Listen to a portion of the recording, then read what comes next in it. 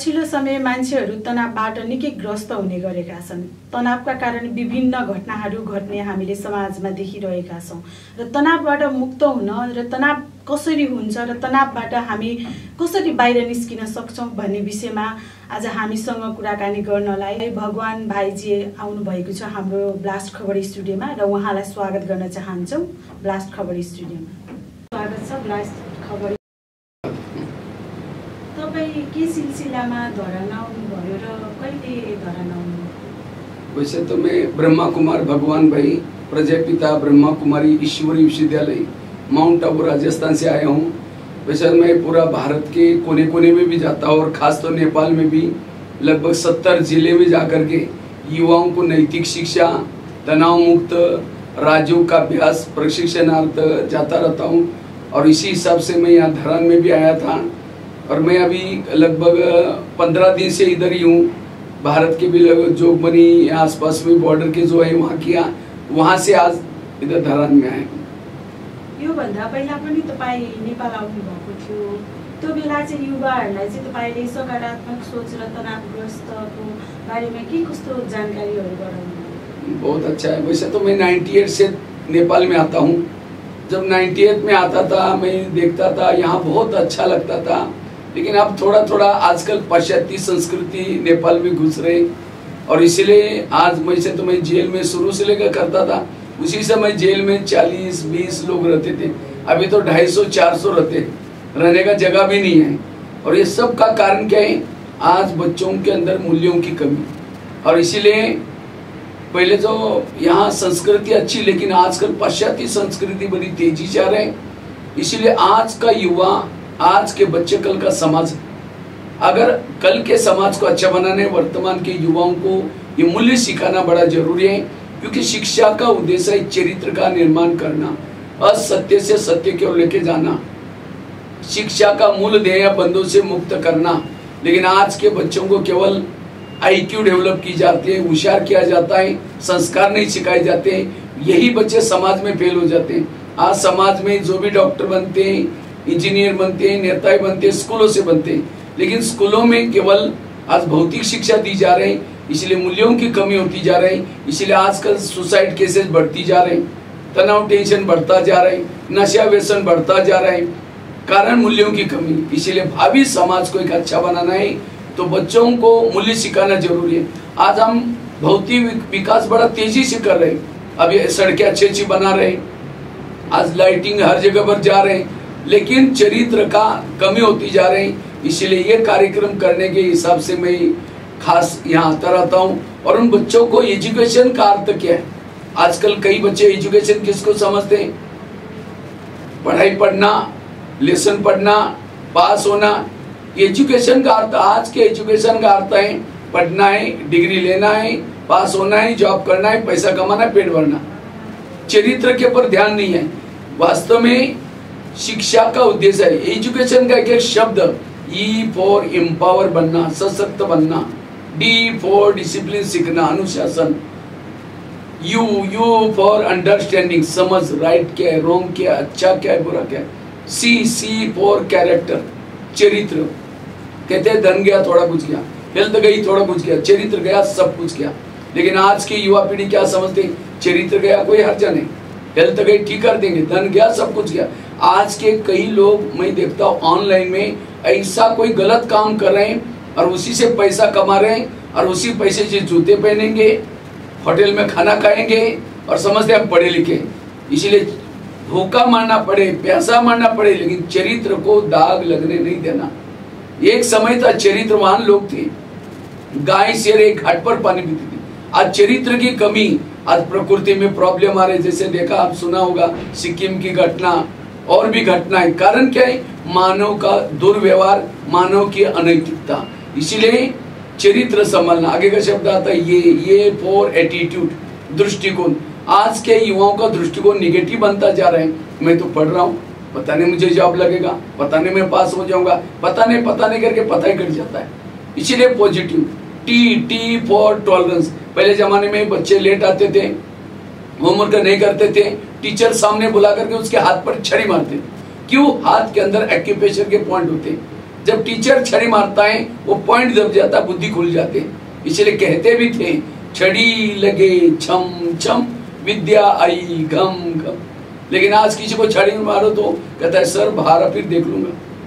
इसलिए टीचर भी आज बच्चों से घबराते हैं। कई तो घर में मम्मी पापा को सुनाएंगे मुझे टीचर ने मारा, मम्मी पापा झगड़ा करने के लिए आते हैं और यही बच्चे सब समाज में जाते हैं। इसीलिए आज मैं काफी सारे बच्चों को क्या करता हूँ, पूछता हूँ बच्चे ये बताओ इसमें से गुस्सा किसको किसको आता है? झूठ बोले कौवा काटे। आजकल तो श्राद्ध का समय चल रहा है, कौवे तो घूमते हैं। तो जब भी बच्चों को पूछता हूँ तो सारे बच्चे हाथ खड़ा करते हैं, सर हमको गुस्सा आता है 95%। तो कई बार मैं टीचर को पूछता हूँ, सामने टीचर बैठते हैं, मैंने कहा सर आप लोगों ने कोई गुस्से पर कंट्रोल करने का लेसन नहीं सीखा? सर कहते हमको भी गुस्सा आता है। और जब मैं जेल में जाता हूँ, मैंने भारत के और नेपाल के लगभग 1100-1200 जेलों में गया हूँ और जेल के बाहर एक बोर्ड लगा रहता है, जेल में जो बंदी है कैदी है, काम विकार वाले कितने हैं, क्रोध वाले कितने हैं, लोभ लालच वाले कितने हैं, नशे वाले कितने हैं, निर्दोष 70% कैदी क्रोध वाले। अब क्यों? क्योंकि आज स्कूलों में मूल्य सहन करना नहीं सिखाती। इसलिए आज टीचर एक शिल्पकार है, इसलिए सहन करना सीखना पॉजिटिव। तो इसलिए आज आई फॉर इंटिग्रिटी, वो फॉर ऑप्टिमिज्म, ये है वास्तव में एजुकेशन। मानिसहरूलाई चाहिँ कसरी चाहिँ सकारात्मक सोचमा ल्याउनुपर्छ तपाईँको धारणामा के छ? कसरी चाहिँ मान्छेलाई यो नेगेटिभली कुराहरू, तनावग्रस्त भएको मान्छेहरूलाई सकारात्मक तर्फ ल्याउन चाहिँ के कुराहरूमा चाहिँ ध्यान दिनुपर्छ र कसरी? वास्तव में ये बहुत जरूरी है आजकल, क्योंकि कहते हैं 19वीं सदी तर्क गिरी और तर्क वितर्क से मोबाइल निकले, अच्छे अच्छे चीजें निकले, इन्वेंशन निकला। लेकिन 19वीं सदी तर्क की थी, 20वीं सदी प्रगति बहुत होगी और 21वीं सदी तनाव की सदी। अमीरों से लेकर के गरीबी तक सभी के अंदर तनाव, और तनाव का मूल कारण है मन में चलने वाले निगेटिव विचार। निगेटिव विचार और निगेटिव का स्पीड ज्यादा होता है, और जिसके दिमाग में ज्यादा निगेटिव विचार चलते, मेरा क्या होगा, मुझे जॉब लगेगा नहीं लगेगा, पता नहीं मेरा दुकान का क्या होगा, पता नहीं, इसी तरह निगेटिव। और निगेटिव वालों को रात को चैन की नींद नहीं आती। निगेटिव वालों के घर में वायुमंडल खराब होता है, वहां शांति नहीं होगी, वहां सुख नहीं होगा। इतना नहीं, पानी के मटके भी सूख जाते हैं। जहां निगेटिव है वहां संबंधों में कड़वाहट, और निगेटिव के कारण आज संबंधों में प्रॉब्लम है, हेल्थ के प्रॉब्लम है। निगेटिव विचारों का सीधा प्रभाव मन के ऊपर पड़ता है, और जिसका मन निगेटिव है उसका, इसलिए कहते हैं ना, जिसका पाँव गरम, पेट नरम, दिमाग ठंडा, उस घर में कोई डॉक्टर है उसको मार दो डंडा। आज निगेटिव के कारण दिमाग गरम रहता है, और जिसका दिमाग गरम रहता है, दिमाग में केमिकल उतरते, बीमारी होती है। आज पांव रहते गरम, वॉकिंग करेंगे नहीं, पैदल चलेंगे नहीं। आज लोगों को दिखाने के लिए हम तो अमीर हैं, गाड़ियों में घूमेंगे, स्कूटी में जाएंगे, और ब्लड सर्कुलेशन नहीं कहूंगा तो बीमारी होगी। इसलिए पाँव को हमेशा गर्म रखना है, पेट को नरम। पनीर की सब्जी 4 रोटी खाएंगे, और कोई कद्दू बनाए नाक मोड़ेगी। जीभ की टेस्ट पेट में वेस्ट। जो जीभ को अच्छा लगता है वो नहीं खाओ, पेट को जो अच्छा लगता है वो। जीभ 2 मिनट में नीचे करती है, और दिमाग को रखना है ठंडा। पछिल्लो समय धेरै मान्छेहरू चाहिँ यो तनावले ग्रस्त भएका छन्, अनि तनाव हुँदा चाहिँ विभिन्न किसिमका घटनाहरू पनि समाजमा घट्ने गरेका छन्। र यो तनाव भएको चाहिँ कसरी थाहा पाउने र यसलाई चाहिँ कसरी नियन्त्रण गर्न सकिन्छ, र यो तनावबाट कसरी चाहिँ बाहिर आउन सकिन्छ? जो व्यक्ति चाहिँ तनावमा छ उसले चाहिँ कसरी चाहिँ तनावबाट बाहिर आउन सक्छ? तनाव से बाहर आने के लिए आध्यात्मिकता चाहिए। आज टीवी खोलो निगेटिव, अखबार खोलो निगेटिव, किसी के पास जाकर के बैठो निगेटिव। तो इसीलिए आज ये सत्संग के द्वारा हमें क्या प्राप्त होता है? कर्मों की गुही गति का ज्ञान प्राप्त होता है। आज तनाव क्यों आता है? कई कहते हैं मैं इसके रास्ते में कभी जाता नहीं, मैंने इसका कुछ बिगाड़ा नहीं, फिर भी ये मेरे साथ ऐसा क्यों करता है? टाली कभी एक हाथ से नहीं बसती, टाली के लिए 2 हाथ चाहिए। अगर कोई व्यक्ति मेरे साथ उल्टा सुल्टा करता है, मैंने भी कभी किया था। क्योंकि एक संसार की बहुत बड़ी सीक्रेट बात है, हमारे घर के आसपास के जितने लोग हैं, कोई हमको देने के लिए, कोई हमारे से लेने के लिए। आज कोई सास है, बहू को तंग करे, परेशान करे, बहू को तनाव टेंशन आ रहा है। अगर सास और बहू का पिछले जन्म दिखाई जाए तो आज जो सास है पिछले जन्म इसकी बहू थी, और जो बहू है वो सास थी। इसलिए कहते हैं ना, सास भी कभी बहू थी। आज कोई किसी को पति तंग कर रहा है, बेटा शराबी बना, बेटा भी, ये सब हमारे पिछले जन्मों के सब है। और इसका नॉलेज न होने के कारण आज हमें, इसीलिए तनाव से मुक्त बनने के लिए कर्म गति को याद रखने की जरूरत है। लोगों से नहीं डरो, भगवान से कभी ना डरो। डरना है तो गलत कर्म से जरूर डरना। और इसीलिए आज हाथ से क्या क्या करना है, जो हाथ से मर्डर करता है लूला बन जाता है, मुख से गाली देता है गूंगा बन जाता है, आंखों से बुरा देखता है अंधा बन जाता है। इसलिए भजन है ना, किसके झोले में कांटे हैं तो किसके झोले में फूल। कोई कारण होगा रे, कोई कारण होगा, बांटने वाला कोई लूला लंगड़ा, क्यों? गलत कर्म। इसलिए कर्म गति के गहराई को समझना, इससे हमारे अंदर नहीं। अगर किसी ने गाली भी दी, जिसको कर्मों का ज्ञान है, वो क्या सोचेगा? अच्छा, इनका भी बहुत दिन का बाकी था, पूरा हो गया, तनाव नहीं आएगा। दूसरी बात है, जो हुआ अच्छा हुआ। आज मेरे साथ कुछ भी होता है उसमें अच्छा ही है। कोई मेरी चुगली करे, यहाँ की ट्रांसफर वहां करे, कल्याण। एक रामायण की घटना में कई बार सुनाता रहता हूँ। राम राज्य बनने वाला था, लेकिन रात में आकर के मंत्रा ने कई तो चलो उल्टी बातें सुनाई। तुम्हारा बेटा भी तो है, तो बेटे को छोड़ करके राम को राजा बना रहे। और ये बातें सुनकर राम को राजा बनाने के बजाय वनवा में भेजा, सीता गई, लक्ष्मण गया, किसके कारण? मंत्रा के कारण। तो मंत्रा को जो भी देखेगा उसकी भावना निगेटिव चलेगी। वास्तव में मंत्रा ने राम के साथ जो किया वो अच्छा किया। अगर रात को ना आती, राम राजा बनता, जंगल में नहीं जाता, सीता की चोरी ना होती, रावण को न मारता, रावण को ना मारता, राम की महिमा कोई नहीं करता।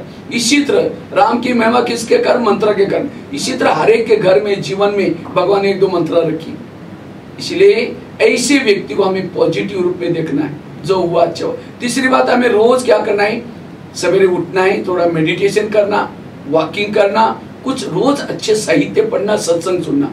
जो ये तीन चीजें सवेरे करता है उसको तनाव टेंशन नहीं आएगा। नहीं तो आज देरी से सोएंगे, देरी से उठेंगे। कहते हैं सवेरे 5 बजे से पहले जो उठता है इसको योगी कहते हैं। 6 बजे से पहले उठता है उसको भोगी कहते हैं। 7 बजे से पहले उठता है उसको रोगी कहते हैं। 8 बजे से पहले उठता है उसको महारोगी कहते हैं। आज घंटों तक टीवी देखते रहेंगे या नेट खोलते रहेंगे, देखते रहेंगे, देरी से सोएंगे, और यही तनाव का कारण है। इसलिए रोज सवेरे हमें 3 चीजें करनी। जो ये 3 चीजें करेगा किसी के भी दोष दिखाई नहीं पड़ेंगे, तनाव से मुक्त है, सब अच्छा नजर, इससे मनोबल बढ़ जाता है। और साथ में जीवन में आने वाली निगेटिव बातों को पॉजिटिव बनाना, ऐसी कुछ हम तरीके से हम पॉजिटिव बन सकते, तनाव से मुक्त बन सकते। तपाईलाई यो तनाव तथा सकारात्मक सोचको बारेमा चाहिँ कसरी प्रेरणा मिल्यो र यसको बारेमा तपाईले कहिलेदेखि चाहिँ यसरी ज्ञान दिन थाल्नुभयो हैन, यसको बारेमा अलिकति प्रश्न पार्नु। बहुत अच्छा आपने। वास्तव में मेरा जीवन भी एक संघर्षमय, तनावपूर्ण रहा। तो मैंने देखा मैं उस परिस्थिति में भी पॉजिटिव रहा। और इसीलिए आज कई बार मैं जब जेल में जाता हूँ, क्योंकि जेल में आने वाले कोई तनाव के कारण कोई घटना कर दी, तो कई उठ करके कहते हैं सर मेरी बहुत गरीबी थी, इसीलिए मैंने चोरी किया और इसीलिए यहाँ पहुंचा। कई बार कहते कि सर मैंने कुछ नहीं किया था, मेरा पड़ोसी ने ऐसा ऐसा किया, इसलिए गुस्सा आया, मार दिया, इसलिए यहाँ पहुंचा। तो ये घटना मैं भी उनको सुनाता हूँ, आज मेरे सामने भी आई, लेकिन मैंने उस घटना को कंट्रोल किया, पॉजिटिव बना, इसलिए सेफ रहा। इसलिए आज तुम लोग मेरे सामने बैठे, मैं स्टेज पर बैठा हूँ। ये फर्क है। मैं आज प्रवचन दे रहा हूँ। अगर मैं उस समय गुस्सा करता तो मैं भी आप लोगों के साथ बैठता। मेरा वैसे तो मैं महाराष्ट्र का हूँ, महाराष्ट्र में एक छोटे से गांव में जन्म लिया। मैं 11 साल स्कूल भी नहीं गया था, माँ बाप पढ़े लिखे थे नहीं, खेती में रहते थे। तो 11 साल के बाद मन में आया मुझे कुछ करना है। तो 11 साल के बाद हमारे खेती से एक रोज बच्चा जाता था। मैं सोचता ये बच्चा रोज कहाँ जाता है, पीछे पीछे गया। एक मंदिर में स्कूल लगती थी, जब स्कूल लगती थी, जब जाना शुरू किया तो घर वालों ने मना किया, रोज तुम कहाँ जाते हो? हमने कहा स्कूल में। कहा कि अपने पैसा नहीं जाना, मना किया। मैंने कहा मैं बिना पैसे का पढ़ूंगा। तो कहा कि ऐसे जाना तो भले जाओ। मैं क्या करता था, सवेरे जल्दी उठता था, नीम के बीज इकट्ठे करता था, बबुल का गम निकालता था, बेचता था, अपने पाँव पर खड़े होकर के पढ़ाई की। 7वीं कक्षा में टीचर ने कहा तुम डायरी पेन नहीं लाते, कल से स्कूल में नहीं हो। मैं सोचा अब क्या करूं, तो मैं रद्दी से डायरी लाता था, पानी से धुलाई करके, धूप में सुखा करके फिर लिखता था। चोरी नहीं की, गलत रास्ते में नहीं गया। और एक दिन आया, मेरा सत्यता का, ईमानदारी का फल मिला।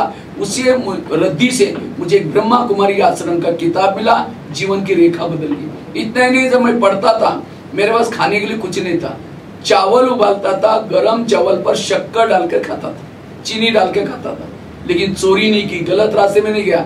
आज माउंट आबू में 25,000 लोगों का जब भोजन बनता है उसमें सेवा दे रहा हूँ। अगर मैं चोरी करता आज मुझे चांस ना मिलता। तो मेरा जीवन बड़ा संघर्ष में रहा। उसके बाद मैंने ITI का कोर्स किया, 10वीं में बोर्ड में फर्स्ट नंबर लिया, और जितना बार में मैं पढ़ाई किया कभी भी स्कूल मिस नहीं करता था। उसके बाद ITI पूरा हुआ, फिर मैं माउंट आबू में गया, उसके बाद दिल्ली में भी कुछ समय रहा। इसी पीरियड में मेरे जीवन में प्रॉब्लम बहुत आए, लेकिन हर प्रॉब्लम को पॉजिटिव बनाया, कभी गुस्सा नहीं किया, उसे मैं आगे बढ़ता जाए। एक दो ही घटना सुनाता हूं। एक दिन मन में आया मुझे किसी को ज्ञान सुनाना सीखना है, तो मैंने 1-2-4 लोगों को बुला करके कुछ सुनाना शुरू किया। किसी ने मेरे को देख लिया, कहते आप क्या कर रहे थे? मैंने ऐसे ज्ञान की चर्चा, कहते तुम्हारा काम नहीं, तुम कभी नहीं कर सकते हो, तुम ऐसे वैसे, बहुत निगेटिव बोला। मैंने सोचा इनकी कोई गलती नहीं, शायद मेरे पास ज्ञान का स्टॉक नहीं, इसलिए भगवान मौका नहीं दे रहे। तब से सुनाना छोड़ दिया। रोज एक बगीचे में बैठता था, गमले पड़े रहते थे, गमले पर समझता था माताएं बैठे, यूथ बैठे। 10 साल तक गमले के सामने बैठ करके लेक्चर करने की प्रैक्टिस की, और करते करते 2010 में 5,000 स्कूलों में, 800 जेलों में लेक्चर करके इंडिया बुक ऑफ रिकॉर्ड में नाम दर्ज किया।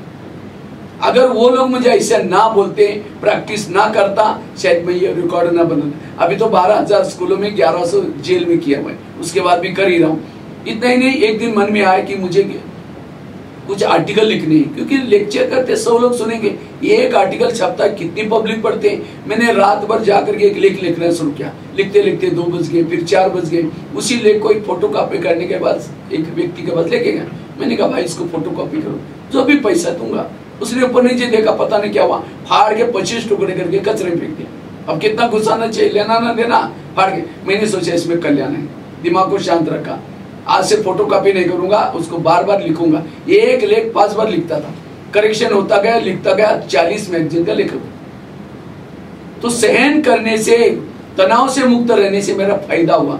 इतना ही नहीं, किसी ने मेरे को कहा इतने सारे कार्यक्रम करते हैं, इसके फोटो नेट में डालो। मुझे इंटरनेट कंप्यूटर कुछ आता नहीं था, मैं तो 5 क्लास पढ़ा किया। कुछ फोटो सीडी में डाल करके एक व्यक्ति के पास लेके गया। मैंने कहा भाई इसको नेट में कहीं डाल देना। उसने कहा तुम तो पाई पैसे का आदमी, तुम्हारी फोटो नेट में थोड़ी होती। मुझे लगा नेट क्या होती है, मुझे उसको सीखना है। और सीखते सीखते आज यूट्यूब में, गूगल में बीके भगवान भाई डालो, मेरे 10 चैनल है खुद की, बहुत सारे ब्लॉग बनाए। बहुत आज कहाँ 5 क्लास पढ़ाई किया हुआ व्यक्ति क्या क्या कर रहा है। ये सब मेरे जीवन के प्रॉब्लम का रिजल्ट है। अगर मेरे जीवन में प्रॉब्लम ना आते, मैं गुस्सा करता, आज माँ बाप ने नाम रखा था भगवान भाई, लेकिन उस भगवान भाई के नाम को सार्थक बनाया। मेरे जीवन में लोगों ने पत्थर मारे, उस पत्थर को सीढ़ी बनाई, आगे बढ़ते गए। तो इसलिए मेरे जीवन में तनाव की बातें आई, लेकिन मैंने उसको सहन किया। परिस्थिति के समय जो पॉजिटिव रहता है वो परिस्थिति वरदान बन जाते हैं। परिस्थिति के समय जो निगेटिव बनता है वो परिस्थिति उसके लिए श्राप बन जाते हैं। तो आज जो जेल में जा रहे हैं, क्यों? एक सेकंड के गुस्से में व्यक्ति क्या करेगा, कोई भरोसा। तो आज के युवाओं को मेरी यही कहीं सुसाइड करते, कहीं किसी ने धोखा, क्यों? कोई नशा करता है, उसके सामने परिस्थिति आई, उसने सहन नहीं किया। इसीलिए आज मेरे अंदर ही ऊर्जा आई कहाँ से? मैं मेडिटेशन करता हूँ, इसीलिए उन बातों को सहन किया, इसीलिए मुझे वहां से प्रेरणा मिली। जीवनमा जस्तो सुकै तनाव आए तापनि त्यसलाई चाहिँ हामीले सकारात्मक सोच्नुपर्छ, धैर्य गर्नुपर्छ भनेर तपाईले जुन त्यो बेलादेखि मनमा सोचेर अहिले यहाँसम्म आएर धेरै युवाहरूलाई पनि तपाईले यो बारेमा जानकारी गराइरहनु भएको छ। तपाईको जीवनमा चाहिँ एकदमै यादगार, एकदमै त्यो क्षण सम्झिने, एकदमै दुःखदायीको एउटा क्षण, त्यो तनावग्रस्त समय कहिले थियो, केही बताइदिनुहोस् न। मेरे जीवन में बहुत सारी बातें आई, लेकिन मैंने उसको तनाव के रूप में लिया नहीं। जुन चाहिँ तपाईले बिर्सनै सक्नुहुन्न, जुन कुराले गर्दा चाहिँ आज तपाई यो ठाउँसम्म पुग्नु भएको छ, त्यो तनावले चाहिँ तपाईको लाइफमा एकदमै असर गरे पनि त्यसलाई तपाईले उछिनेर यहाँसम्म आइसक्नु भयो। त्यो एउटा पल, त्यो क्षण चाहिँ स्मरण गर्नुपर्दा तपाईले कुन बेलालाई सम्झिनुहुन्छ? मैं एक्चुअली जब मैं पढ़ाई करता था, पढ़ाई करते समय मेरे को तो बहुत सारे प्रॉब्लम आते गए, लेकिन जब ये प्रॉब्लम आते गए, उसी प्रॉब्लम के कारण मैं ये सब सीखता गया। आध्यात्मिकता, अगर मेरे जीवन में वो प्रॉब्लम क्षण नहीं आते तो आज मुझे ये अच्छाई के दिन नहीं मिलते। इसीलिए मेरे जीवन में जो जो बातें आई, इसका मेडिटेशन के द्वारा, राजयोग के द्वारा जब मैं पढ़ाई करता था, एक बार क्या हुआ, मैं पढ़ाई कर रहा था, तो मेरे पास पैसे न होने के कारण एक दोस्त मुझे क्या करता था, थोड़ा सा ये देता था, कोई भोजन देता था, कभी कभी मेरे को किताबें पढ़ने के लिए देता था। लेकिन उसकी एक बुरी आदत थी, वो चोरी करता था, वो नशा करता था, सिगरेट पीता था। तो एक दिन मेरे को कहता है, दोस्त मैं आपका दोस्त, मैं बोला है, लेकिन कहता है मैं सिगरेट पीता, आप पीते नहीं, कैसे दोस्त है? मैंने कहा भाई मेरा नाम माँ बाप ने भगवान भाई रखा है, अगर मैं सिगरेट ले तो कैसा होगा, अच्छा नहीं बोला, तुम चाहे वो मैं तुमको भी किताबें नहीं दूंगा, ये दूंगा। और मैं उसके रूम में रहता था, बिना किराए नहीं लेता था। तो कल तक बताना है, मैं रात भर सोचता रहा, ये दोस्त तो 2-3 साल का दोस्त है, अगर मैं इसके साथ दोस्ती करूंगा तो क्या हो जाएगा, वो बिगड़ जाऊंगा। तो परमात्मा को मैंने बचपन से दोस्त मानता था, मेरा परमात्मा दोस्त है, असली दोस्त है, हर जन्म का दोस्त है। जो उसको पसंद है वो मुझे नहीं करना है। तो इस तरह, तो कल तक मैं सोचा, फिर कहता है लो सिगरेट, मेरा नहीं। कहता है क्यों? कहते मेरा एक दोस्त है, वो नाराज हो जाएगा। कहता है तो कौन दोस्त है? मैंने कहा परमात्मा मेरा दोस्त है, वो नाराज हो जाएगा। कहता ठीक है, तुम उससे ही उसके रूम में रहना, उससे ही किताब लेना, मेरे को रात को 10 बजे मेरा सामान सारा फेंक दिया। लेकिन मैंने सोचा चाहे कुछ, रात भर मैं बस स्टैंड पर रहा, लेकिन उसके साथ दोस्ती नहीं की। और तब से मैंने, और 10वीं में और ये अच्छे बोर्ड में मार्क लिया। और ये तो मैंने बचपन से लेकर के गलत संगत से, बुराई से बचा रहा, और इसीलिए ऐसी जगह पर, अच्छे जगह पर पहुंचे। जस्तै मान्छेमा त्यो एउटा रिसले चाहिँ आक्रोश हुन्छ र त्यसले गर्दा तनावमा विभिन्न घटनाहरू घट्ने हुन्छ नि त। त्यो रिसलाई चाहिँ हामीले कसरी कन्ट्रोल गर्न सक्छौँ? जब मान्छेमा क्रोध हुन्छ त्यसलाई चाहिँ मुख्य कारण चाहिँ के कुराले चाहिँ हामीले कन्ट्रोल गर्न सकिन्छ जस्तो लाग्छ तपाईको विचारमा? तो वास्तव में ये रीस वगैरह ये सब चीजों से आज हमारे शरीर के ऊपर बहुत इफेक्ट पड़ता है। क्योंकि जैसे कहा ना, दिमाग गर्म, और दिमाग गर्म होने से दिमाग में केमिकल उतरते हैं, उससे बीमारी होती है। आज 70% शरीर की बीमारी हो रही, क्रोध से, तनाव से, टेंशन से। आज किसी को पेट के संबंध की बीमारी होती है, ईर्ष्या वाले विचार चलाने वालों को पेट की बीमारी होती है। इसीलिए कहते हैं ना, तुम मेरे को देख करके तुम्हारे पेट में जलन होता है क्या? और आजकल तो जलन, इसके घर के सामने गाड़ी आई, उसका 2 मंजिल मकान बन गया। आज हर व्यक्ति ईर्ष्या कर रहा है। आज किसी को दूर का कम दिखता है, दूसरे की बुराई को आंखें फाड़ फाड़ कर देखता है। आंखें फाड़ने से पुतली पल जाती है, दूर का कम दिखता है। आज किसी का ब्लड प्रेशर बढ़ गया, बीती हुई बातों को याद किया, ब्लड प्रेशर बढ़ गया। आज किसी को अस्थमा हो गया, कोई भी बातों को पेट में दबा कर रखेंगे, क्या हुआ? कुछ नहीं हुआ। अरे क्या हुआ? नहीं कुछ नहीं हुआ। आज रियल से नहीं सुनेंगे तो दमे का प्रॉब्लम। आज किसी को स्पॉन्डिलाइटिस होता है, सर्वाइव, रास्ते में जा रहे सब्जी लाने के लिए, वो क्या करती है, वो क्या करता है, इधर उधर देखने वालों को स्पॉन्डिलाइटिस होता है। फिर डॉक्टर के पास जाएंगे, कहेंगे डॉक्टर जी मुझे आजकल धुंधला दिखता, गले में अकड़न हो रहा है। तो डॉक्टर चेक करता है, फिर एक बड़ा सा पट्टा लगाता है, पट्टा लगेगा 6 महीना, ना इधर देखेंगे ना इधर देखेंगे। आज किसी को शुगर होती है, शुगर कोई मीठा खाने से नहीं होती, टेंशन से, गुस्से से। हमारे 70% शुगर होते हैं टेंशन से, 30% शुगर होते हैं मीठा खाने से, या कि माँ बाप किसी को डायबिटीज है उसे रिलेशन से। 70 क्या टेंशन है? मैं इसकी माँ हूँ, मैं इसका पति हूँ, मैं इस घर का मालिक हूँ, मैं इसकी माँ हूँ, इसको मैंने पढ़ाया लिखाया, छोटे से बड़ा किया, जब इसकी शादी हो अपने पति को मानता है। और इसीलिए ये टेंशन। आज किसी को ब्रेन हेमरेज होता है, आजकल कईयों को ब्रेन हेमरेज। क्यों? हमारे ब्रेन में बालों से भी महीन नसें हैं, लेकिन जब उसमें से खून तेजी से जाता है, नसें फट जाती है। तो आज तमाम ये क्रोध का, तो इन क्रोध के ऊपर जीत प्राप्त करने के लिए जीवन में आने वाले हर नेगेटिव बात को क्या बनाना है? पॉजिटिव। किसी ने गाली दी, गाली नहीं दी, मेरे ऊपर गुलाब का फूल डाल दिया, नेगेटिव को क्या बना दो? पॉजिटिव। मेरे जीवन में प्रॉब्लम आई, लेकिन मैंने नेगेटिव को क्या बना दिया? पॉजिटिव। लेकिन वही पॉजिटिव बना सकता है जिसको पॉजिटिव का नॉलेज है, जो सत्संग की बातें सुनता है, जो कुछ मेडिटेशन करता है, वही कंट्रोल कर सकता है। अन्यथा ध्येयवान वाला, अभिमान वाला, आजकल क्या है स्कूलों में, जैसे टेबल है, टेबल के पांव कितने होते हैं? 4। अगर एक ही पांव तो टेबल गिर जाएगा। इसी तरह विद्यार्थी जीवन में 4 पांव मजबूत चाहिए। एक IQ इंटेलिजेंट क्वेश्चन, दूसरा पाव EQ इमोशनल, तीसरा MQ मॉरल, चौथा SQ स्पिरिचुअल। लेकिन आज के स्कूल, आज अच्छी स्कूल किसको कहते हैं? जिनकी टाई अच्छी, बिल्डिंग अच्छी, बसें अच्छी, रिजल्ट ज्यादा। हम समझते हैं अच्छी स्कूल वो है जहाँ चरित्र सिखाया जाता है। लोगों का स्कूल भी एक बिजनेस होता जा रहा है। ज्यादा IQ डेवलप करेंगे, होशियार करेंगे, और उसे अगले साल जब रिजल्ट आता है एडवर्टाइज करेंगे हमारे स्कूल बहुत अच्छे है, आप आ जाओ, सारे आ जाओ। इसीलिए मैं जब कभी जाता हूँ स्कूल में, कई बार टीचर कहते हैं सर आपका प्रोग्राम नहीं होगा क्योंकि हमारे बच्चों की परीक्षा बहुत नजदीक आ रही है। मैं उन टीचर को कहता सर 1 साल का इतना ध्यान दे रहे, यही बच्चा किसी का मर्डर करेगा, सुसाइड करेगा, उसके लिए कुछ पढ़ा रहे, मेरा लेसन उसके लिए। तो इसीलिए आज आईक्यू के, जिसकी आईक्यू ज्यादा है उसके अंदर ईगो आता है, ईगो से तनाव आता है। इसीलिए तनाव से मुक्त बनने के लिए, गुस्से से मुक्त करने के लिए आईक्यू के साथ दूसरा पावर डेवलप करना, ईक्यू इमोशनल बनाना, भावनात्मक बनाना, एमक्यू मॉरल नैतिकता सिखाना, एसक्यू स्पिरिचुअल आध्यात्मिक। जब ये 4 पाव मजबूत है, रावण बहुत होशियार था, रावण शास्त्रों का ज्ञाता था, रावण की लंका थी, ये सब चीज का अभिमान था और इसीलिए पूरा परिवार को लेकर खत्म हो गया। आज एक देश दूसरे से लड़ रहा है, देख रहे हैं ना, इजराइल दूसरा, ये कारण क्या? ईगो।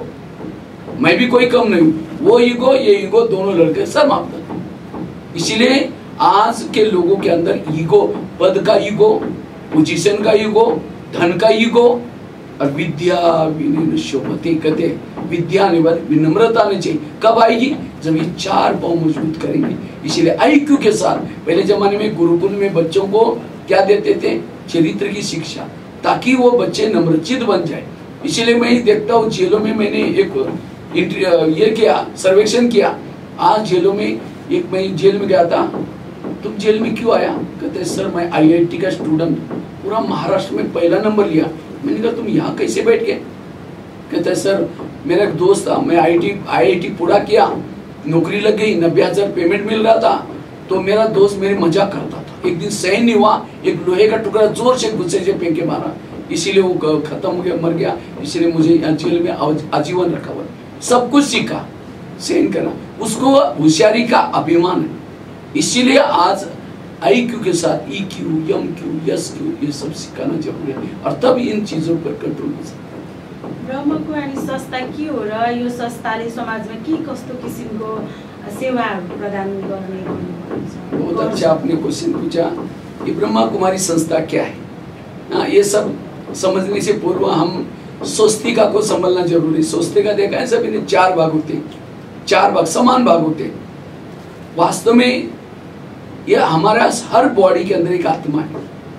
जैसे गाड़ी के अंदर पेट्रोल डीजल सब कुछ है, लेकिन ड्राइवर नहीं, गाड़ी नहीं चलेगी क्योंकि ड्राइवर महत्व का है। इसी तरह ये शरीर भी एक गाड़ी है। जैसे मुर्दा पड़ा हुआ है, मुर्दे में आंखें हैं, हार्ट है, सब कुछ है, मुर्दा बोलता नहीं, देखता नहीं, क्यों? ड्राइवर नहीं है। इसी तरह हर शरीर में आत्मा है। आत्मा है 5 मंजिल तक जाता है, आत्मा ही तो सुनता, आत्मा ही देखता है। लेकिन आज व्यक्ति अपने आप को ही भूला है। मैं कौन? चंद्रमा तक जा रहे, लेकिन मैं कौन इसका ज्ञान, हम कहते हैं ना मेरा शरीर है, मेरी जमीन है, मेरा, और आत्मा चली गई बोलता है मेरा, तो मैं कौन? मैं आत्मा। तो ये आत्मा इस संसार में टोटल 9.5 करोड़ है, 950 करोड़ आत्मा इस ब्रह्मांड में। और उसमें से जब सतयुग की शुरुआत होती है तो 9 लाख आत्मा नीचे आती है और उस समय उनके सिर पर सोने का मुकुट होता है, अच्छे संस्कार होते हैं, दैवी गुण वाले होते हैं, वहां उसको देवी देवता कहते हैं। और यह 12.5 वर्ष तक सतयुग चलता है। ये जो 4 युग बताया, सतयुग, त्रेता, द्वापर, कलयुग, तो सतयुग में 9 लाख आत्मा होते हैं, वहां कोई काम क्रोध नहीं होते, अच्छी से। उसके बाद द्वापर शुरू हो जाता है, त्रेता शुरू हो जाता है। तो ऊपर से जो आत्माएं नीचे आती है द्वापर में, जैसे आत्माएं नीचे आते हैं, यही आत्मा विकारों के वश हो जाते हैं, काम क्रोध लोभ मोह अहंकार। जब विकारों के वश हो जाते हैं, ऊपर से धर्मात्मा आते हैं, कुछ ज्ञान सुनाते हैं, उसके बाद कलयुग आता है। जब कलयुग आता है, कलयुग में ये विकार आत्माएं सारे विकारों के वश हो जाते हैं। आज देवी देवता भी इसी दुनिया में, लेकिन सारे विकार के वश है। कोई नशा, कोई काम। आज 5-5, 4-4 साल वाली बच्ची के ऊपर केस हो रहे, देख रहे, सुन रहे। कारण क्या है? जो काम राक्षसों ने नहीं किया, आज के लोग करे। ऐसे समय पर भगवान ने गीता में कहा था, यदा यदा ही धर्म ग्लानिर्भूति, जब धर्म ग्लानि होगी तब मैं आऊंगा। तो वास्तव में ब्रह्मा कुमारी संस्था और कुछ नहीं, स्वयं निराकार भोलेनाथ परमात्मा इस धरती पर आया है और आ करके संसार चक्र का ज्ञान दे रहे हैं। हम कौन है, कहां से है, और ये 100 साल तक काम चलता है। 1937 से 2037 ये परमात्मा अनेक आत्माओं को संस्कार देने का काम करता है और फिर ये सृष्टि में महाभारी विनाश होता है सारी आत्माएं वापिस चली जाती हैं। और जिन्होंने परमात्मा धरती पर आया था, जिन्होंने अपने संस्कार बनाए, अच्छे बने, उतने ही गिनी चुनी आत्मा फिर सतयुग में आते हैं, फिर त्रेतायुग आता है, फिर ये 5000 साल के बाद संसार चक्र रिपीट होता है। तो ये वास्तव में अब 1937 से अब तक 88 साल पूरा हो गया। अब कुछ समय के बाद इस दुनिया में परिवर्तन हो रहा है। तो वास्तव में ब्रह्मा कुमारी संस्था हमारे पुराने संस्कार, पुराने हमारे संस्कृति, देवी देवता की संस्कृति सिखाने का काम कर रहे हैं। और ये साधारण नहीं, 140 देशों में काम हो रहे हैं। इसलिए हम सभी को जागृत है, ये दुनिया बदल रहे, युग बदल रहे, अपने आप को बदलो। ये संस्था ये काम कर रहे हैं। इसमें 18 विंग बने, महिला विंग, मीडिया विंग, नेताओं की विंग, ग्राम विकास विंग, हर व्यक्ति को, लोगों को परिवर्तन करने का कार्य करें। और कुछ लोग बदलते हैं दुनिया अपने अब, क्योंकि पांडव 5 थे, कौरव बहुत थे, लेकिन उन्हीं पांडव की विजय होगी। जहाँ ईश्वरीय शक्ति, जहाँ सत्यता, ईमानदारी, आज 950 करोड़ पवित्रता का पालन किया, ब्रह्मचर्य का पर कितनी बड़ी, अशुद्ध भोजन, नशा व्यसन से मुक्त आज हम दुनिया में रहते हैं, लेकिन इसमें रहते हुए भी इन विकारों से, व्यसनों से मुक्त है। ये संस्था फिर से संस्कृति को चेंज करने का काम कर रहे हैं। जस्तै नेपालमा तपाईले चाहिँ अहिलेसम्म कति ठाउँमा चाहिँ यो सकारात्मक सोच, तनावग्रस्तबाट अहिलेको युवाहरूलाई तपाईहरूले जुन जानकारी गराइरहनु भएको छ, कुन कुन ठाउँमा चाहिँ गर्नुभएको छ नेपालमा? वैसे तो मैं काफी नेपाल के 70 जिले भी गया हूँ, चाहे तपलेजुंग भी गया हूँ, चाहे इलाम में भी गया हूँ, उसके बाद इधर उकल डोंगा भी गया हूँ, चाहे बेनी, बागलुंग, रोलपा, रुकुम, चाहे डडेलधुरा, हर जगह पर जाकर के। धरान में नहीं, एक बार आया था, लेकिन उस समय मधोसे का आंदोलन था, उसी समय आया था। और इसीलिए मैं फिर दोबारा, फिर खास बहनों ने कहा दोबारा, पर उस समय इतने कार्यक्रम नहीं हो सकते थे, इसीलिए फिर मैं दूसरी बार फिर आया हूँ। बाकी हर जगह पर जाकर के 70 जिले में भी कार्यक्रम किया है, जेलों में भी कार्यक्रम किया है, वहाँ के स्कूलों में, कार्यालय में, जो भाई बहने उनके लिए तनाव मुक्ति वाला, जो हमारी ब्रह्मा कुमार कुमारी, उनको राज्यों के बारे में हर जगह पर जाकर के इस तरह से कार्यक्रम दिए। और यहाँ की संस्कृति मुझे बहुत अच्छी लगी, तो इसलिए मैं 1 साल जब तक नहीं आता हूँ यहाँ, तब तक मुझे बड़ा लगता है कुछ मेरा मिस हुआ। तो यहाँ की जो भी, जैसे अभी तो मैं ये तिलक लगाया इसलिए, क्योंकि मैंने कहा मैं दशहरा तो यहाँ नहीं मनाऊंगा, क्योंकि अभी मुझे कल वापसी जाना है। तो हमने कहा दशहरा का तिलक आज मेरा लास्ट का है। उसके बाद दशहरा का डिग्गी भी चलाई मैंने गाँव में, चाहे दिगतेल में डिग्गी चलाई थी, गाँव में मिला था तो वहाँ डिग्गी भी चलाई। फिर उसके बाद यहाँ शिशनों का साग बहुत मुझे पसंद है, शिशनों का साग ये करते हैं, फिर ढीडो क्या बोलते हैं, तो वो भी खाया। तो इस तरह से यहाँ की बड़ा अच्छा संस्कृति। लेकिन अभी मैं देखता हूँ कि मुझे बाहर और कोई प्रदेश में जाने का दिल नहीं होता। भारत और नेपाल जहाँ संस्कृति अच्छे है वहाँ मैं जाता हूँ, और वहाँ जाकर के इस तरह से। लेकिन अभी थोड़ा यहाँ पाश्चात्य संस्कृति आ रहे हैं, इसलिए फिर से हम युवाओं को जागृत करें, इस सिनेमा टीवी इससे थोड़ा बचे रहें, संस्कार अच्छे बनाएं, फिर से हम अच्छा बन सकते हैं। इसलिए ये सेवा करें। अहिले यो वर्तमान समयमा युवाहरूका लागि के कस्तो सन्देश दिन चाहनुहुन्छ? जब अहिलेको समयमा धेरै यस्तो तनावका कारण विभिन्न घटनाहरू हुने गर्छ नि त, अनि अहिलेको यो युवाहरूलाई चाहिँ तपाईँ कस्तो सन्देश दिन चाहनुहुन्छ, जो चाहिँ सकारात्मक बाटोतर्फ जाओस्, सकारात्मक फिल्डतिर जानका लागि के कस्तो सन्देश दिन चाहनुहुन्छ? मैं युवाओं को ये कह रहा हूँ, आप लोग ये पाश्चात्य संस्कृति को देखते हुए, इसमें रहते हुए भी हमें अपनी संस्कृति, हमारे जो अम्मा बुआ की सब संस्कृति है, जो पुरानी संस्कृति है, उसको अपनाएं, क्योंकि इसमें हमारा कल्याण है, उसमें सुख है, उसमें शांति है। तो इसलिए गलत संगत से बच करके रहना, सिनेमा टीवी से बच करके रहना, नशा व्यसन से बच करके रहना, साथ में गलत भोजन से बच रहना, और जो पैशन है, जो बाह्य पर्सनालिटी से बच करके रहना, और तब जाकर के हम क्राइम से मुक्त रहेंगे। और इसलिए आध्यात्मिकता का सहारा जरूर लेना, क्योंकि आध्यात्मिकता से हमें सही दिशा मिलेगी मन को, और साथ में कुछ मेडिटेशन करना, ताकि उससे हमारे इंद्रियों पर कंट्रोलिंग पावर, रूलिंग पावर आएगी, और तब हम एक अच्छे चरित्र, क्योंकि आजकल के माँ बाप बच्चों के मार्क लिस्ट देखना नहीं चाहते, आजकल के बच्चों के संस्कार दे। और मैं तो सोचता हूँ यहाँ के पब्लिक को भी, जो उसके मम्मी पापा जो भी ये सुन रहे हैं, उनके लिए भी, क्योंकि आज केवल बच्चे बिगड़ते हैं इसका ये नहीं, अगर माँ बाप शराब पीता है बच्चा क्या सीखेगा, मम्मी फैशन करती है बच्चा क्या सीखेगा। आज हमारे महाराष्ट्र में एक शिवाजी पैदा हुआ, क्यों हुआ? कि उसकी माँ जो शिवाजी की आत्मा गर्भ में थी, दान पटा चलाती थी, अच्छे साहित्य पढ़ती थी, ग्रंथ पढ़ती थी, इसीलिए उसके संस्कार बन गए। लेकिन आज की माँ जब बच्चा गर्भ में फेसबुक देखेगी, व्हाट्सएप चलाएगी, मोबाइल चलाएगी, टीवी चलेगी, वो संस्कार बच्चे के ऊपर पड़ेगा। इसीलिए आजकल के मम्मी पापा बच्चों से तंग है, मोबाइल के बिना रहता नहीं। मैं कहता हूँ उसकी गुरु कौन है? इसीलिए माँ बाप को भी अच्छा बनना है, टीचरों को भी अच्छा बनना है, इससे समाज अच्छा बनेगा। यही मैं आध्यात्मिकता की तरफ चलने का संदेश दे रहा हूँ, क्योंकि अब युग बदल रहा है। जस्तै नेपालको विभिन्न जिल्लामा तपाईले यो सकारात्मक सोचको कार्यक्रम गर्दै हिँडिरहनु भएको छ, त्यसमा चाहिँ तपाईले त्यो कार्यक्रम गरिरहँदाखेरि चाहिँ युवाहरूबाट चाहिँ कस्तो पाउनुभयो? जुन चाहिँ तपाईले यो सकारात्मक कुराहरू गर्दै हिँड्दाखेरि उहाँहरूलाई त्यो बुझाउने क्रममा युवाहरूले कतिको चासो दिनुभयो त्यो कुरामा?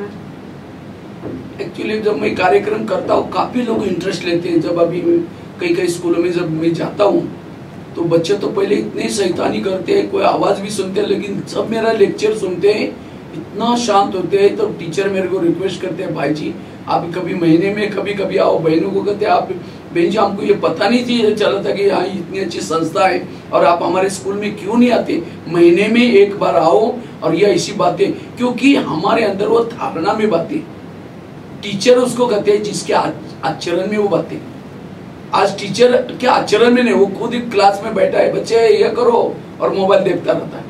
इसीलिए आज हमारे आचरण में बातें हैं और इसीलिए वास्तव में टीचर को आचार्य कहते हैं। अगर एक बच्चा भटका कोई बात नहीं, लेकिन एक टीचर भटका समाज को भटक सकता है। इसीलिए आज हमारे आचरण का प्रभाव ज्यादा। मैं केवल लेक्चर नहीं सुनाता हूँ, मैं अपनी भी कहानी सुनाता हूँ। आज मैं अपनी कहानी सुना, कैसे मैं एक आदिवासी जैसे एरिया में रहता था, एक बार कपड़े डाल दिया 6 महीना निकालता भी नहीं था, ये इतना ही नहीं 6 महीना स्नान भी नहीं करता था। इसे मेरे संस्कार थे, क्योंकि लेकिन उस संस्कार को आज मैंने इस सत्संग के द्वारा, मेडिटेशन के द्वारा ऐसा बदला। मेरा एक लेख छपा था एक मासिक में, धूल में छिपा हुआ हीरा। कहाँ धूल में पड़े थे, लेकिन आज शोकेस में माउंट आबू में, जहाँ मेरे 2-3 साल के प्रोग्राम बुकिंग रहते, ये हीरा बन गया। कैसे बन गया? इस आध्यात्मिकता के द्वारा। इसीलिए जब ये सुनते हैं तो बहुत अच्छा फर्क पड़ता है।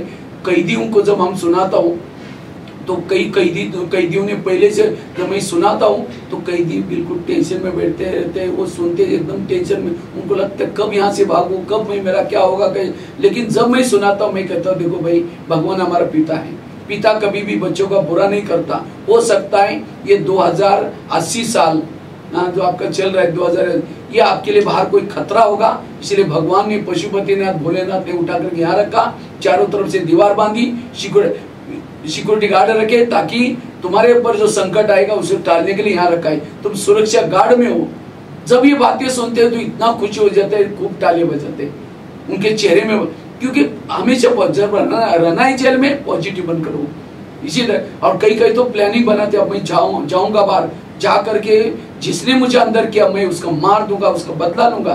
तब हम उसको समझाते बदला नहीं लो, क्योंकि जिसको मारने जा रहे हैं वो आत्मा है। आत्मा कभी भी मरती नहीं, ना शस्त्रों से कटती है ना आग में जलती है। अगर तुम उसको मारोगे अगले जन्म में फिर आपको मारेगा वो। बदला लेने के बजाय अपने आप को बदलो। जब ऐसी बातें सुनते हैं उनके अंदर इतना, वो कहते हैं मैं जब जाऊंगा, मैंने कहा तुम यहाँ आने से कितना तुमको सत्संग मिले, कितना तुमको अच्छे लोग मिले, पॉजिटिव भी मिला। राम वनवास में गया, हनुमान मिला, अंगद मिला, कितनी ऋषि मुनि मिले। उसने आकर के ये नहीं कहा कि जिस कई में मंत्रा ने मुझे चुगली की, मैं जाते उसको मर्डर करूंगा, मार दूंगा। वो आने के बाद सब जब स्वागत करने के लिए आए थे, मंत्रा को कह के नहीं आई थी, सबको छोड़कर उनके पास गया, कहते माँ आप मेरा स्वागत करने के लिए क्यों नहीं आए? कहते बेटा हम कैसे आए, हमने तेरे चुगली लगाई थी। तो राम कहते नहीं माँ, आपके कर्म में पुरुषोत्तम राम भगवान राम बन के आया हूं। जब ये पॉजिटिव बातें सुनते हैं तो उनको लगता है मैं जाऊंगा, जिसने मेरे साथ ऐसा किया मैं इसको गले लगाऊंगा, दोस्त मानूंगा, क्योंकि जैसे वो सोचता है वो भी फिर ऐसा होता है। इसलिए पॉजिटिव। जुन विगतमा तपाईले जुन समस्या भोगेर अहिले यो क्षेत्रमा पुग्नु भएको छ, यो ठाउँमा पुग्नु भएको छ, त्यो बेलाको समय सम्झिँदा र अहिलेको यो तपाईँको जीवन सम्झिँदा के फरक? बहुत फर्क पड़ा। उस समय तो जैसे मैं सोचता था पता नहीं मैं क्या कैसे गांव में, लेकिन आज देखो कितनी मेरा, जब लोग कहीं जाते हैं गुलदस्ता देते हैं इतना गाड़ियों में, तब लगता है क्या मैं कहाँ था और कहाँ पहुँचाया। सचमुच ऊपर वाले ने कितना मेरे ऊपर मेहरबानी की, बहुत शुक्रिया उसका प्रभु का निकलता है। जब मैं एक बार एफएम में लेक्चर कर रहा था तो उस मैडम को इतना लेक्चर अच्छा लगा, कहते भाई साहब आप पहले वो बहनों को डांट लगाई, कहते भगवान भैया आने के पहले आपने हमको क्यों नहीं बताया, हम सारे श्रोता को पहले से मैसेज दे देते, सब ऑनलाइन वहाँ सुन लेते। तो कहा कि नहीं, मैंने कहा मैं तो कुछ करता नहीं, करने वाला उसका है। तो वास्तव में वो प्रभु मेरे से करा रहा है, मैं तो एक निमित्त हूँ, क्या से क्या बना है। तो इसीलिए जब मेरा सम्मान ये सब देखता है तो मुझे लगता है ये सब उसी ऊपर वाले की कृपा है, क्योंकि मेरे पास कोई कला नहीं थी, मैं 2 शब्द नहीं बोल सकता था, कुछ ही नहीं कर सकता, लेकिन आज लेखक बन गया, आज कितना सारा लेक्चरर बन गया, हर जगह पर जाकर के करते हैं, सारी भाषा भी जानते हैं, अब नेपाली भी जानता हूँ, कन्नड़ा जानता हूँ, तमिल जानता हूँ, सारी भाषा सीखे, जबकि पढ़ाई 5 क्लास किया। तो कितना वैल्यूबल जीवन बन गया। आज टीवी में आते हैं, अखबार में बड़ी बड़ी खबरें आते हैं, और कितना, तो इसी तरह ये सब उसके ऊपर वाले की कृपा है। ये मेरे साथ मैंने जो सहन किया थोड़ा दिन, उसका फल मुझे दे दिया। भनेपछि सकारात्मक सोच लिएर कुनै पनि कुरामा अगाडि बढ्दा पढाइ नै जरुरी हुन्छ भन्ने छैन तपाईको एउटा यो जीवनको उदाहरण हेर्दाखेरि, हैन त? इसके लिए पढ़ाई से भी ज्यादा जीवन में वैल्यू चाहिए। अगर जिसके जीवन में वैल्यूज है, ये पढ़ाई भी क्यों पढ़ी जाती है, जीवन में कुछ गुण आए, वैल्यूज है, इसीलिए। अगर पढ़ाई पढ़ करके जीवन में वैल्यूज नहीं, वो पढ़ाई कोई काम की नहीं। तो इसीलिए पढ़ाई से भी महत्व हमारे जीवन, प्रैक्टिकल हमारा जीवन महत्व का है, हमारे जीवन में वैल्यूज महत्व के। हुन्छ, यहाँलाई धन्यवाद। Thank you.